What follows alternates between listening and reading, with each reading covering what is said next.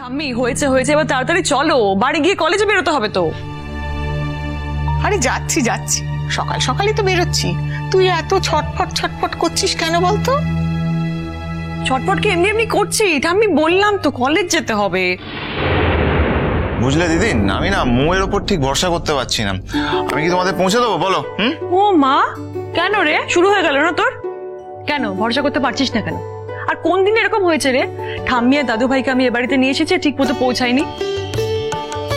আর তাছাড়া ভরসা টরসা করতেই হবে না আমাকে, বাপি তো গাড়ি পাঠিয়ে দিয়েছে, গাড়িতে উঠবো, ফটাক করে পৌঁছে যাব।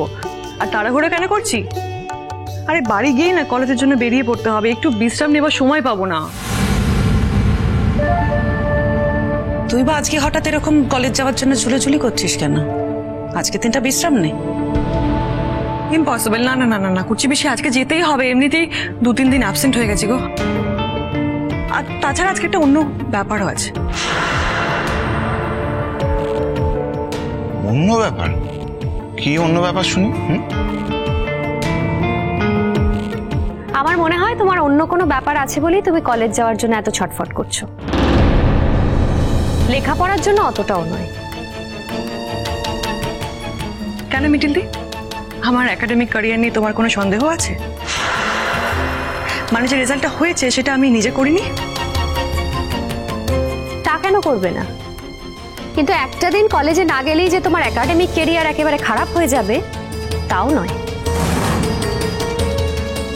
কিন্তু তোমার অন্য কোনো ব্যাপার আছে বলেই তুমি কলেজ যাওয়ার জন্য এত ছটফট করছো।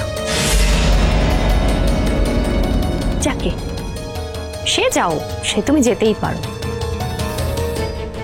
দিদিন চলো আমরা এগোই। হ্যাঁ রে বুড়ি। হ্যাঁ মা বলো।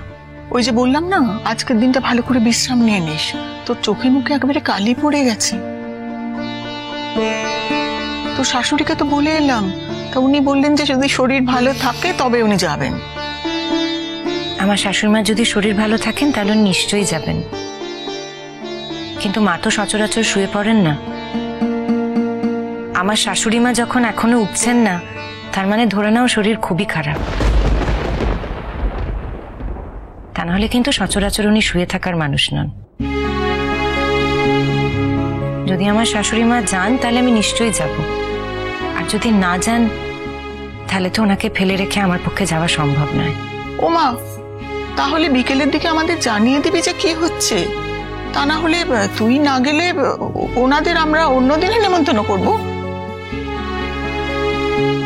ওই তো বর্ষা আর বুবলাই এসে গেছে। কি দিদি, তোমরা চলে যাচ্ছ, আমাদের ডাকলেও না একবার? ও মা, তোরা ঘুমোচ্ছিলি, তোদের তুলবো কেন? কাল তো দেখাই হবে। মৌ, তুমিও চলে যাচ্ছ? হ্যাঁ বৌদি ভাই, আমি চলে যাচ্ছি, কিন্তু কালকে খুব তাড়াতাড়ি যেও, অনেক গল্প করবো কিন্তু। নিশ্চয়ই যাবো।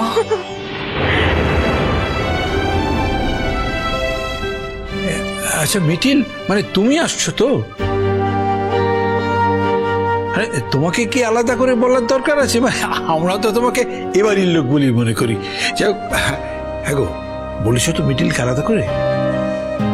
আমাকে এসব বলতে হবে না, এসব ব্যাপারে আমার ভালো জ্ঞান আছে, আমি সবাইকে বলেছি। আর মিটিল না এলে কি আনন্দ হয় নাকি? কি রে মিটিল?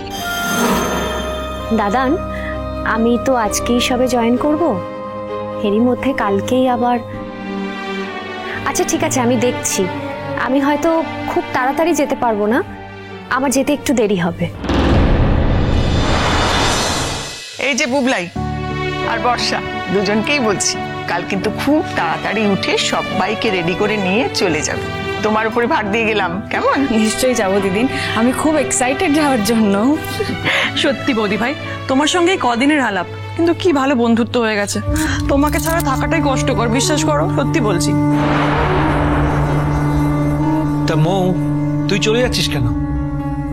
আজকের দিনটা থাকতেই তো পারতিস। না রে বুবলাই দা, আজকে যেতেই হবে, আসলে অনেকগুলো দিন কলেজে অ্যাবসেন্ট হয়ে গেছি তো, তাই জন্যই যাচ্ছি। আর ঠিক আছে না, আজ রাত পোহালে কাল তো বৌদি ভাই আমাদের বাড়িতে আসছেই। ও ঠাম্মি, তুমি জিজ্ঞাসা করেছো বৌদি ভাইকে কি খেতে ভালোবাসে? তোমাকে আর করতালি করতে হবে না, এসব আমার জানা আছে। তুমি বলে দেবে তবে আমি নতুন বউকে জিজ্ঞেস করব যে সে কি খেতে ভালোবাসে। কিরে মা, তোর কি শরীর খারাপ লাগছে এত চুপচাপ? কই বাবা, না তো, আমি একদম ঠিক আছি। আচ্ছা দিদিন, আমরা কিন্তু কাল সদল বলে যাচ্ছি, তবে একটা কথা ছিল। কি হলো আবার? দাদান যে কচি পাটার মাংসটা আনে আমরা গেলেই, সেইটা কিন্তু মিস করবো না, ওটা চাই। আজই আমি প্রসূনকে বলে দিয়েছি, ওই জন্য বাজারে ফোন করে বলে রাখে ওই জায়গা থেকে আমরা কচি পাটার মাংসটা কিনি আর কি। ও বাজারটা শুরু করে দিয়েছে। তোরা একবার যা, পৌঁছে দেখ কি আয়োজন হয়েছে আর কি আয়োজন হয়নি, ব্যাস। তোমরা কি ভাবছো ঠাম্মি এত তাড়াতাড়ি যাচ্ছে কেন? ঠাম্মির হাতের মিষ্টি না একেবারে অসাধারণ। শোনো বর্ষা, তোমার শাশুড়ি তো এতদিন সংসার ছেড়ে কোথাও নড়তে চাইতো না, আমাদের বাড়ি গিয়ে দুদণ্ডও বসতে চাইতো না, রাত কাটানো তো দূরের কথা। শুধুই বলে না আমার অনেক কাজ আছে, না আমার শাশুড়ি মাকে ওষুধ খাওয়াতে হবে, না দিদিভাই স্কুল থেকে এসে বসে থাকবে, না নতুন ঠাকুরপো এসে বসে থাকবে খাবার খাবে না, এই সব বলতো।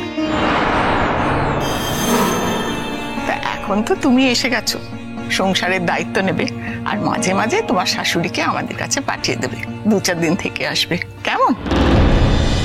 ওইগুলো কিন্তু মায়ের বাড়াবাড়ি। মা চাইলেই থাকতে পারতো, যদি নিজে থেকেই না চায় তাহলে আর কি করা যাবে বলো? কাকিমা কোনোদিন বাড়ি ছেড়ে থাকেনি বলে এই সংসারটা এত টিপটাপ গোছানো আছে। কাকিমা যদি অন্য কোথাও থাকতো তাহলেই ব্যাপারটা আবার অন্যরকম হতো। তুমি তো কোনোদিন এগুলো বোঝোনি বুবলাইদা, এই তো এখনই আবার বলবে তুই বাইরের মেয়ে হয়ে এত কথা কেন বলছিস। কিন্তু কি করবো বলো, কথা বলা যার স্বভাব সে তো আর আপন পর দেখে না। আর কাকিমার সংসার করাটা আমি নিজের চোখে দেখি, সেই জন্যই আরো বললাম। ছাড় না মিটিল, সব কথা বাদ দে। নিজের সংসার নিজে করেছি, সেটা আবার কাউকে বলার কি আছে? আর মা, মেয়ের বিয়ে দিয়ে দিয়েছো মানে ধরেই নাও মেয়ে পর হয়ে গেছে। তারপর আবার মেয়েকে কাছে রাখার জন্য এরকম আকুলি বিকুলি করো কেন? এই তো আমি যাই, তোমাদের সঙ্গে দেখা সাক্ষাৎ হয়, তোমরাও আসো, দেখা হয়, এই তো অনেক। বুড়ি, তুই আমাকে এই কথাটা বলিস ঠিকই, কিন্তু মেয়ের বিয়ে দিয়ে দিয়েছি বলে মেয়ের উপরে কি আর কোনো জোর থাকে না রে? জানো দাদু ভাই, আজ বুঝতে পারি যে সাত তাড়াতাড়ি মেয়েটার বিয়ে না দিয়ে যদি ওকে আরেকটু পড়বার সুযোগ দিতাম, তাহলে হয়তো আজকেও স্কুলে চাকরি করতো কিংবা কলেজে পড়াতো। রেজাল্ট তো খারাপ করেনি, খুব ভালো ছাত্রী ছিল, যতদূর পড়াশোনা করেছে খুব ভালো ছাত্রী ছিল। এদিকে দেখো তোমার বাবার মতন একটা ভালো ছেলে পেয়ে গেলাম, তারও পছন্দ হলো আমার মেয়েকে। আমারও রিটায়ারমেন্টের টাইম হয়ে আসছে, কাজেই তাহলে গেলে বিয়েটা দিয়েই দিলাম। কিন্তু একটা কথা জেনে রেখো দাদু ভাই, তোমার মা কিন্তু সারা জীবন খুব কষ্ট করেছে। এবার তোমার বউ এসছে, তোমার মায়ের দিকে এবার তুমি একটু তাকিয়ে বুবলাই, হ্যাঁ? আর তোমার বউকেও বলে যাচ্ছি, বর্ষা মা, তোমার শাশুড়ি মার জন্য কিন্তু এই সংসারটা আমার ফুলে ফুলে ভরে উঠেছে। এই ফুলগুলোকে কিন্তু ঝরে যেতে দিও না, আর গাছটার থেকেও নজর রেখো, গাছটাকে যত্নে রেখো। ওমা, নতুন তো এখনো ঘুম থেকেই উঠলো না, আমিও নতুনকে বলে যেতে পারলাম না। নতুন ঠাকুরপো তো কাউকে না বলে কোথাও যাওয়ার লোক নয়। এত বেলাও তো হয়ে গেছে, মানুষটা যে বাড়িতে নেই আপনারা কেউ খেয়াল করেননি? এত চিন্তা করার কি আছে মা, যাবে কোথায়? কাকিমা, নতুন কাকুর ঘর থেকে এই চিরকুটটা পেলাম। বৌঠান, তোমাদের না জানিয়ে বেরিয়ে পড়লাম। ছেলেমেয়েরা বড় হয়ে গেছে, তাদের ইচ্ছে অনিচ্ছের দাম দেওয়া উচিত। ভালো থেকো তোমরা।